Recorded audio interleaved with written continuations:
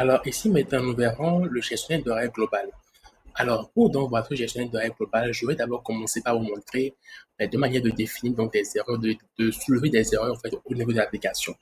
Alors premièrement, la première des choses qu'il faut savoir c'est que ici nous pouvons définir une erreur. Alors à ce niveau-ci, je suppose donc que hum, je voulais à ce niveau-ci donc lever une exception, donc lever donc une erreur en réalité lorsque on a déjà un compte qui est déjà pour l'email qu'on a voulu donc créer. Ok, je pourrais donc faire par ici par exemple un throw new error. Ok, throw new error. Ok, en parenthèse, et donc je définis par ici donc mon erreur en question quoi. Une erreur qui soit par ici compte invalide. Ok, compte invalide. Très bien. Donc ici, donc, je viens de lever en fait une exception avec du JavaScript. Alors ici, dans mon application, je mets le numéro de registre en question. Je fais donc un enregistrement premier.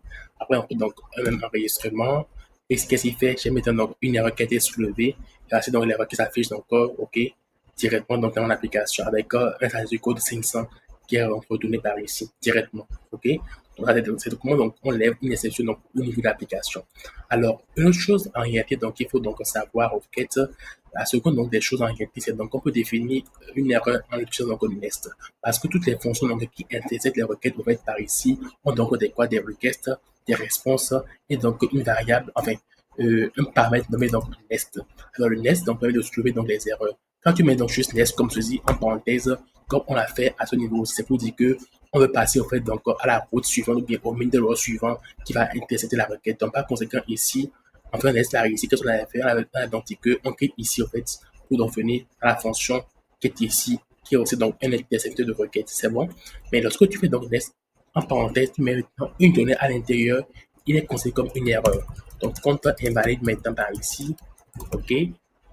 Voilà un peu. Je fais maintenant encore enregistrement encore notre enregistrement. Alors, par ici, donc, il passe, est-ce que j'ai fait user, donc, find, compte invalide. Il crée donc plusieurs fois l'élément en question. Alors, par ici, il y a quelque chose, nest, en parenthèse, donc, compte invalide. Alors, par ici, je vais donc voir un message heureux, compte invalide. Compte invalide, voilà un peu. Ah ouais, ah ouais, ah ouais, ah ouais, ah ouais, j'ai oublié de faire quelque chose. Oublié donc de faire quelque chose ici d'important parce que quand on clique ici, au fait, return. Quand je fais donc user find, et quand il trouve la réponse, donc quand il trouve donc le user en question, ok, il fait donc un nest, ok, pour trouver donc une erreur. Mais ensuite, il continue dans la requête. Donc, par conséquent, ici, pour donc bloquer la requête, il faut mettre ici un return. Donc, je par ici quoi? Ceci. Vous voyez? Il fait encore donc ceci. Voilà, là maintenant, il y a une exception qui dit quoi? Compte invalide. Très bien. Ce qui est ici. Alors maintenant, le truc maintenant qu'il faudrait donc faire, de gestion donc d'erreurs globales, il va nous aider fait, à pouvoir en fait, centraliser la gestion donc, des erreurs. Parce que lorsqu'on aura, par exemple, dans plusieurs donc, endroits, donc, par exemple, quand on fait dans des traits et des caches au niveau des fonctions asynchrones, ok, on aura dans le cache, par exemple, à vouloir donc faire quoi? Return response.statut 500, .json avec l'erreur. Après, dans une fonction, quand on fait encore donc un cache, on met encore donc la même chose. Voilà un peu. Ça ne pas devenir comment beaucoup en fait au niveau de la création de notre programme en réalité. Donc on peut donc centraliser tout cela beaucoup plus facilement en créant un middleware donc de quoi de gestion donc des erreurs globales. Donc on fait par ici app.use en parenthèse et prenons en premier paramètre l'erreur. Second paramètre la requête. Troisième la réponse et c'est un nest. Et qu'est-ce qu'il fait par ici simplement? Alors il va donc faire quoi? Il fait donc return ok, response.statut, error.statut, ok, si donc c'est donc donné, si c'est pas donc donné dans le statut, si le statut n'est pas donc connu, par défaut donc le statut 500, .json, ok, bah sinon il met error, deux points, error.stack, par ici, ok, voilà un peu. Donc nous voulons créer donc notre middleware donc de gestion des erreurs globalement. Alors par ici, qu'est-ce qui va se passer à ce niveau-ci? C'est que quand je fais ici un nest en parenthèse qu'on invalide au fait, il passe ensuite quoi à ceci? Il passe la main au fait à celui-ci. Et donc le méthode qui gère au fait la manière dont l'erreur sera gérée. enfin qui gère en fait donc l'erreur en question.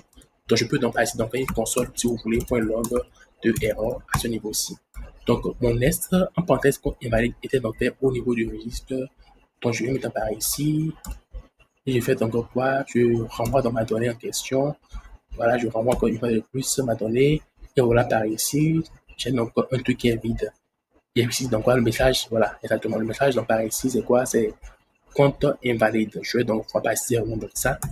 Et donc encore une console.log de ceci, FFF par exemple. Ok. Je vais donc enregistrer, enregistrer encore.